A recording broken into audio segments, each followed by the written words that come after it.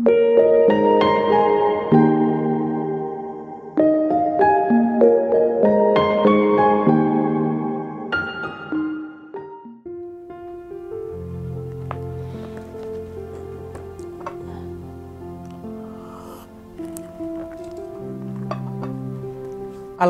bukan kitab sejarah, karena Al-Quran tidak berbicara detail per detail tentang sejarah masa lalu. Bagi Al-Quran, itu bukan yang utama. Namun, Al-Quran 2/3 isinya adalah tentang sejarah. Tersebar dalam 35 surat, dalam sekitar 1.600 ayat. Mengapa? Karena bagi Al-Quran, sejarah itu bukan utama untuk dipelajari detail-detailnya. Tapi utamanya dalam kitab suci itu, sejarah untuk diambil pelajaran darinya. Agar kesalahan, kebodohan, kesesatan, dan kehilafan di masa lalu tidak kita ulangi di masa kita saat ini.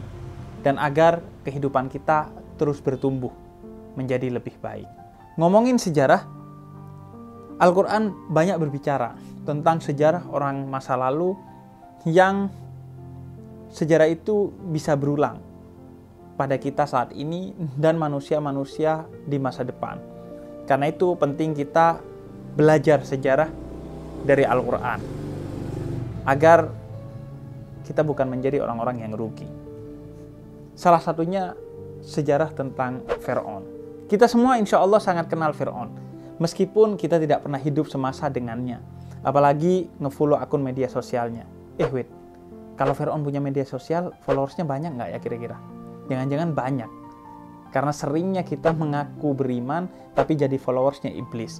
Alhasil, kita mengenal betul Fir'aun, lantaran Al-Quran begitu detail memperkenalkannya.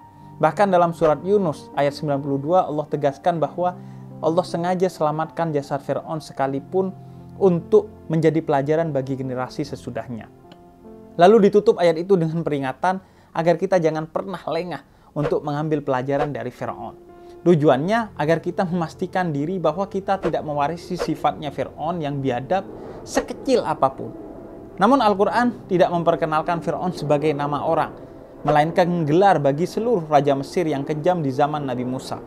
Al-Quran sering menyebut seorang dengan gelarnya dengan asumsi bahwa utamanya Al-Quran bukan mau gibahin orang yang buruk di masa lalu, tapi menjadikannya simbol keburukan untuk dihindari karena di setiap zaman akan ada saja orang yang mewarisi keburukan-keburukan itu. Oleh karena itu, begitu juga Fir'aun. Ia adalah simbol kebiadaban yang secara detail dijelaskan sifat-sifat kebiadabannya dalam Al-Quran untuk kita waspadai. Apa saja? Pertama, dalam surat Ad-Dukhan ayat 31, Allah menyebut sifat Fir'aun adalah sombong.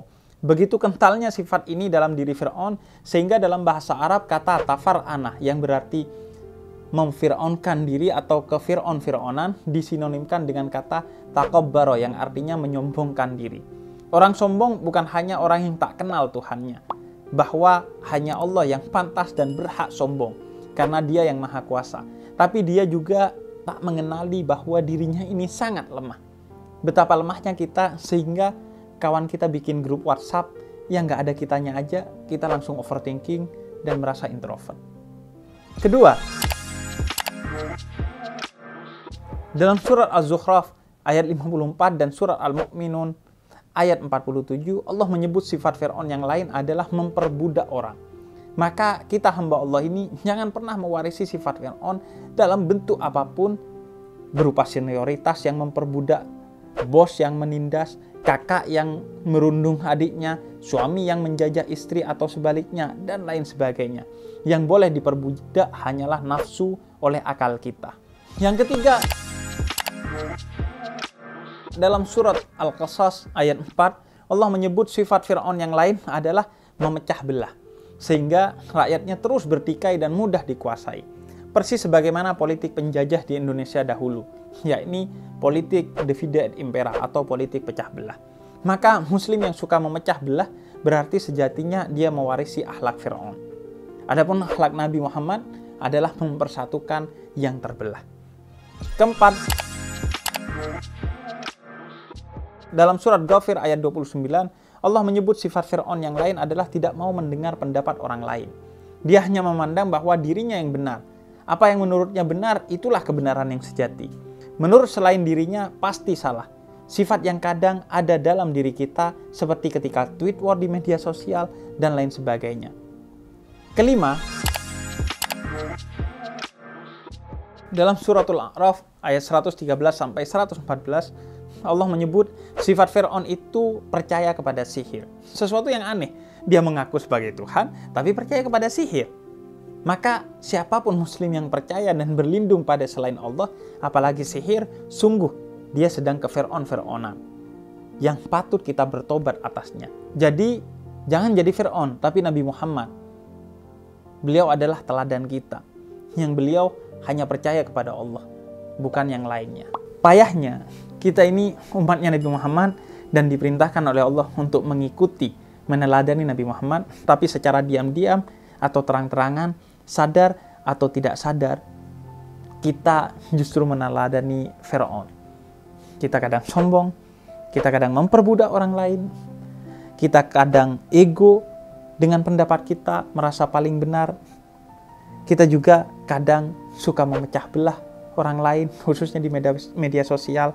Dan kita juga kadang percaya kepada sihir dengan berbagai bentuknya di era sekarang. Jadi kita akhirnya udah kayak Fir'aun 4.0.